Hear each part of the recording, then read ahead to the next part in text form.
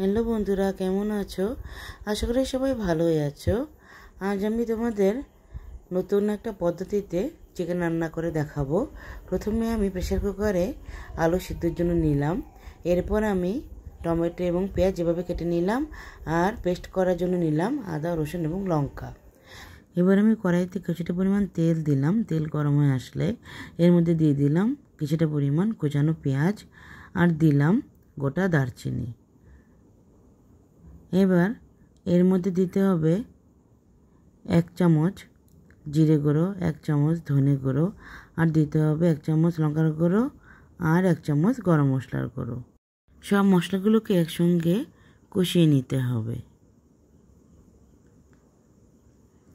মশলাটা কষানো হয়ে গেলে আমি পেস্ট করে রেখেছি যে মশলাটা, সেটা এর মধ্যে দিয়ে আবার কষিয়ে নিতে হবে। কিছুক্ষণ আবার নাড়াচাড়া করতে হবে যতক্ষণ না পর্যন্ত এই মশলাটা কষানো না হয়।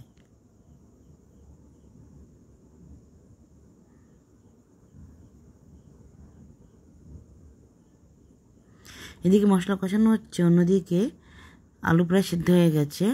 আমি একটা প্লেটে আলুগুলোকে সব তুলে নিয়েছি। এবার দেখো চিকেনটা এর মধ্যে দিয়ে দিচ্ছি।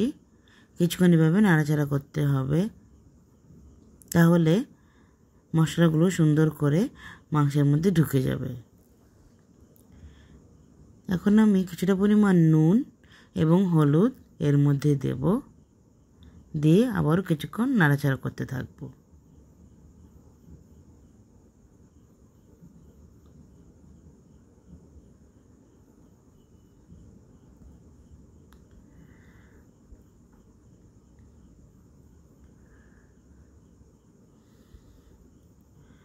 এবার নাড়াচাড়া করানোর পর যখন দেখা যাবে কিছুটা মশলা কষানো হয়ে গেছে, এরপর দিয়ে দেবো এর মধ্যে আমি টুকরো করে কেটে রাখা পেঁয়াজ এবং টমেটো।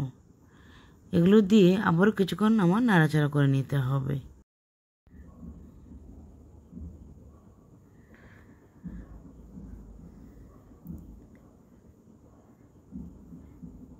দেখো চিকেনের থেকে জল বের হচ্ছে, আমার এক্সট্রা করে জল দিতে হয়নি। এই অবস্থায় আমি দই পেস্ট করে এর মধ্যে দিয়ে দিলাম, তাহলে মাংসটা তাড়াতাড়ি সিদ্ধ হয়ে যাবে। এই টক দই দিয়ে আবারও কিছুক্ষণ আমি এভাবে নাড়াচাড়া করতে থাকবো।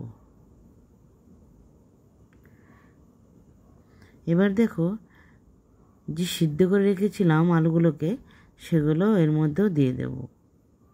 তাহলে চিকেন থেকে যে জলটা বের হয়েছে বেশি পরিমাণ, সেই জলটা আলু টেনে নেবে।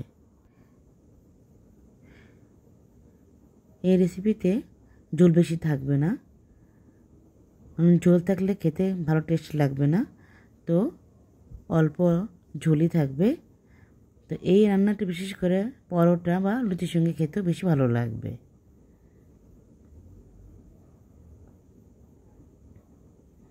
তো দেখো আমার রান্নাটা প্রায় হয়ে আসছে। এবার আমি গ্যাসটাকে একদম অল্প আঁচেই রান্নাটা করব। একদম শেষে যখন রান্না পুরোপুরি হয়ে আসছে, আমি 1 চামচ পরিমাণ কসুরি মেথি এর মধ্যে দিয়ে দেব। তাহলে রান্নার টেস্টটা আরও বেশি হবে এবং খেতেও অনেক ভালো লাগবে। তো আমার রান্নাটা তোমাদের যদি ভালো লেগে থাকে, তাহলে সবাই লাইক, শেয়ার, কমেন্ট করবে। তো আমি এখন রান্নাটাকে তোমাদের দেখালাম, আর এখন আমি সুন্দর একটা বাটিতে ঢেলে নিলাম এবং সবাইকে সার্ভ করে দেব। তাহলে আজকে বন্ধুরা এই পর্যন্তই, আবার আসবো পরের ভিডিওতে। তাহলে রাখি, বাই বাই।